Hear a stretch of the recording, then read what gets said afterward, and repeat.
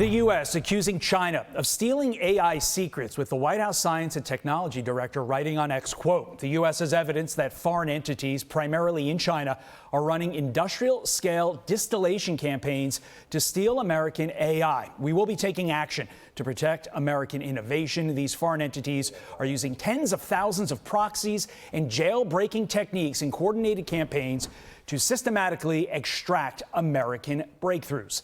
Now, this escalation, major escalation, comes just weeks before President Trump is set to visit Beijing. Joining me now is the host of Politics in Perspective, Tom Del Beccaro. Tom, we want your perspective on this. Yet another reminder, and we need to always drive this home. China is not merely a competitor, as Joe Biden said. They are an adversary, and they're stealing our stuff. Yes, and it goes beyond that. In the old days, you would have manufacture things over in China, and they'd steal your secrets from the manufacturing floor. Now, as technology advances at such a rapid pace, I like to say we're in a race against technological time. They can sit from afar, just like Iran, hack our systems or download our systems and steal this data and then use it against the United States in some respects as well. So it's a very serious issue. Let's listen to former CIA officer Tom Lyons on one example of what was done. Take a listen. Consider Linwei Ding, who stole Google's latest generation TPU designs, technology at the center of a $1 trillion industry. What is most striking about Ding is not the theft itself. It's rather that he advertised the theft as his company's differentiator when he was back in the PRC. It's important to note that while Ding was caught, that technology is gone, and we will only see the consequence of that in several years through a low-cost copycat.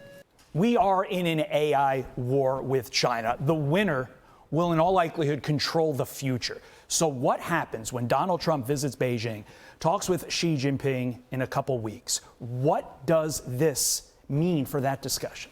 Well, keep in mind that Donald Trump put the China issue on the map. Most presidents just put it under the rug since Nixon, saying, oh, we have this relationship. But Trump made it front and center the problem that China is.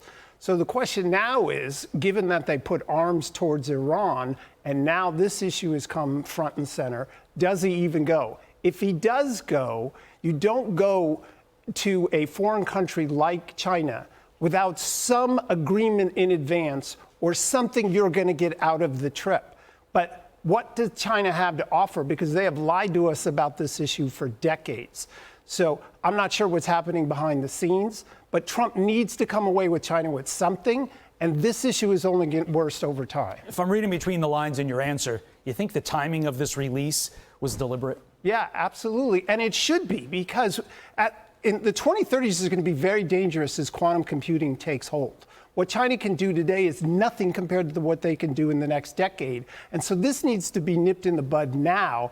And the next Democrat president isn't going to be willing to do that because they are domestic presidents, not foreign policy presidents. But also the Democrats, including one Bernie Sanders, have not been strong on China in the past, and they continue to not be. He still wants to meet with AI experts from China in this think tank type forum type deal. Specifically, the language that they use, the event that Bernie Sanders wants to go to is about international cooperation. That's in quotes. How can you cooperate with someone in AI when their whole business model for AI is to steal our technology? Well, that's their business model for decades, and it's cost us trillions of dollars. Hello, how close to it did we come with Tim Walz almost becoming vice president? No, they won't stand up to anyone internationally. They haven't had a strong Democrat international president since JFK. We talked about him off air a minute ago. So Trump has to do this now,